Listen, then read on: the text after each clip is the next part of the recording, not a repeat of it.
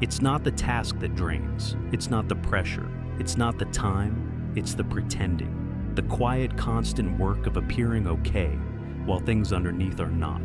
This kind of exhaustion doesn't come from doing too much. It comes from suppressing too much while still doing everything anyway. Wake up, get dressed, respond, show up. Say, I'm good. Keep moving. Not because things are good, but because it would take more effort to explain that they're not. So it's easier to perform stability than it is to risk slowing anything down. The presentation stays smooth, the message stays clean, the tension gets rerouted into silence. This is what most people carry, a full life, and a second one layer just beneath it, where the real weight lives. Not dramatic, not tragic, just unspoken. A constant mental scan for how much can be said, how much should be held back, how long can this pace last before it starts showing. Because it's not just the work being done, it's the work of making it look sustainable. And that means things are held twice, once in reality and once in performance. Most people aren't tired from what they're doing. They're tired from never being allowed to do it fully as they are. The mask doesn't slip because it's strong. It slips because it's never taken off. The check-ins stay shallow. The "how are you" becomes rhetorical. The internal dialogue sharpens. Don't complain. Other people have more on their plate. Just get through the day. But the body knows the difference between effort and effort with performance. Effort is tiring, but effort plus suppression plus the need to appear unbothered, that's what burns through capacity. This is the part that doesn't get tracked. There's no metric for what gets swallowed, no meeting for what gets avoided, no calendar block for the energy spent acting like nothing's wrong. But it's there, in the way small things suddenly feel heavy, in the way responses slow even though nothing bad happened, in the way the body aches at the end of a day where nothing new went wrong. The weight isn't new, it's just accumulated. Small moments, ignored, dismissed, deflected. They don't go away, they just go quiet. And they sit in the background until normal starts to feel like survival. Until normal becomes just another word for, this is what it takes to not fall behind. So people keep carrying, but they also keep pretending it isn't heavy. They don't rest, they collapse in motion, scrolling instead of recovering, sleeping instead of resetting, pausing without feeling restored, because the act of pretending has trained the system to stay alert. Even in stillness, it scans. What am I forgetting? Who needs something? What haven't I handled yet? So even silence feels loud. Even weekends feel like catch-up. Even simple conversations feel strategic. And slowly, exhaustion becomes background noise. It doesn't scream, it hums, it stays behind the eyes. In the way replies come later. In the way joy feels like a task. In the way I'm fine becomes a reflex instead of an answer. The hardest part is no one really sees it, because people who are good at pretending are also good at appearing reliable, and reliability is rewarded. So the pressure never breaks. It just becomes routine. And once it becomes routine, no one checks in anymore. That's when pretending becomes dangerous, because the longer it holds, the harder it becomes to tell the difference between who someone is and who they've been performing as. Even to themselves, the pretending gets built into identity. I'm just someone who pushes through. I'm the one people can count on. I don't need as much time as others. But none of that's true. It's just what held everything together when honesty felt too expensive. Pretending becomes habit faster than most people realize. At first, it feels like a temporary decision. Get through this week, this project, this phase. Hold it together because falling apart would interrupt too much. And then, later, rest. Later, explain. Later, reset. But later rarely arrives, because the performance doesn't just continue, it becomes invisible. What starts as short-term coping gets normalized. And once it's normalized, the cost no longer feels negotiable. It feels required. Now the energy spent managing appearance is baked into every interaction, every room, every role. It's not always conscious. It doesn't feel like lying. It just feels like protecting the momentum that keeps things from slipping. And that's what makes it hard to stop. It's not just pretending, it's preservation, reputation, trust, consistency. Even relationships built on closeness can become containers for performance. Because once someone becomes the one who's doing fine, it's hard to change that role without feeling like something's being taken away. So the act continues.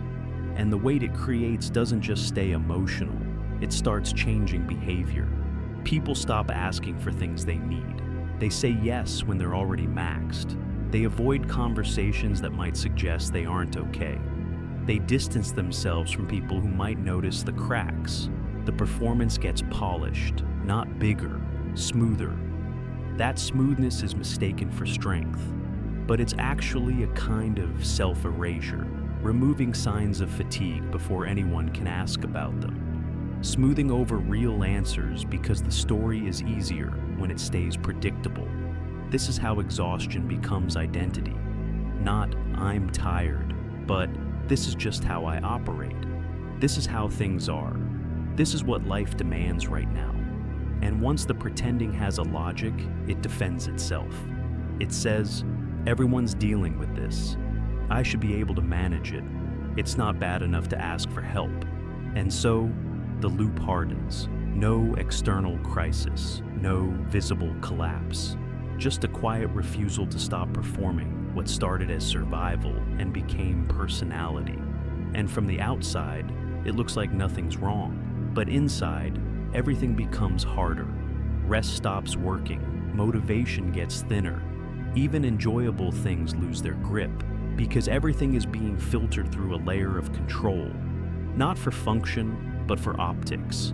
And the longer that layer is maintained, the more internal conflict it creates, because what's being shown and what's being felt don't match. And that mismatch doesn't go away. It just gets better at hiding, until the pretending feels safer than the reality underneath it, until the truth becomes disruptive to everything the performance was built to protect. And that's when people say they're burned out, not because they did too much, but because they've been holding themselves apart from what's real for too long. The moment pretending stops, everything feels louder, not because new problems appear, but because the ones that were muted finally speak at full volume. It doesn't feel freeing, not at first. It feels disorienting, because the act of showing ease, of playing the part, created structure. It shaped conversations. It maintained relationships. It preserved access. It earned respect. To drop the act means breaking a version of yourself others came to rely on, and that you came to protect. So when it stops, things shift.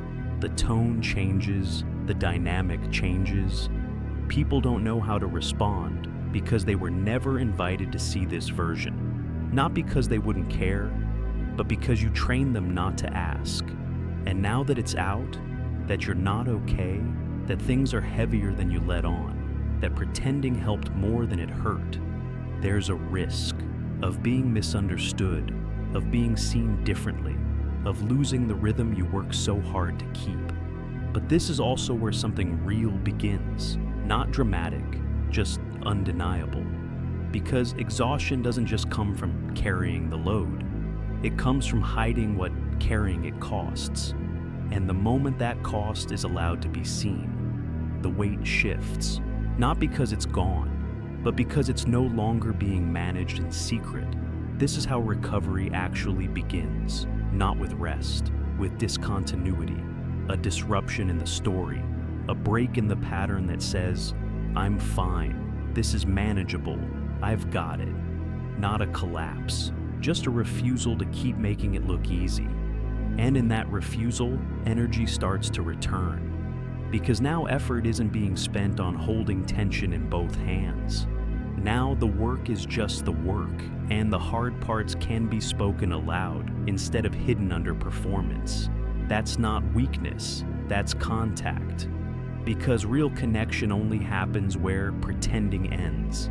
And exhaustion starts to dissolve, not because there's less to do, but because the pressure to appear unbothered is finally gone. From here, repair is possible. And repair doesn't mean stepping away.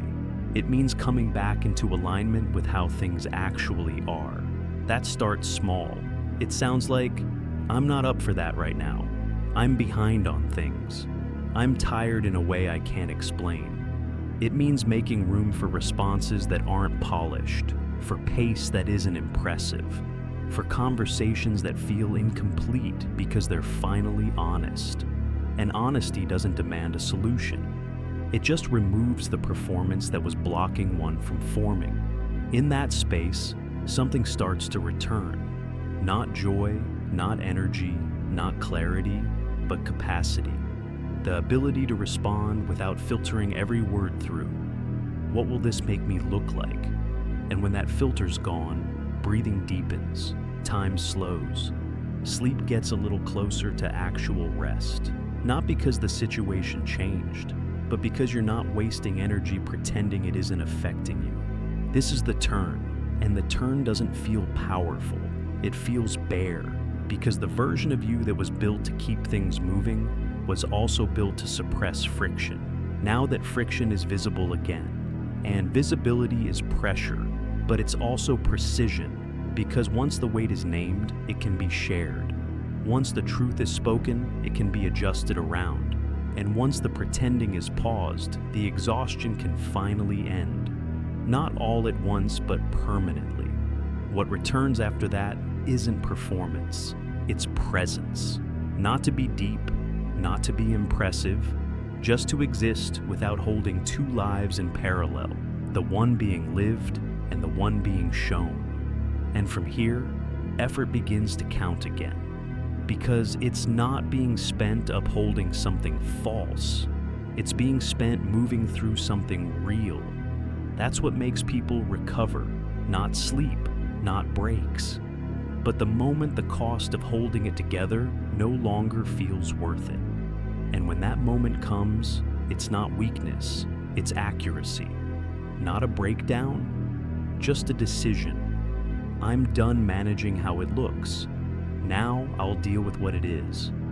That's where exhaustion ends, not with rest, but with truth, finally allowed to stay.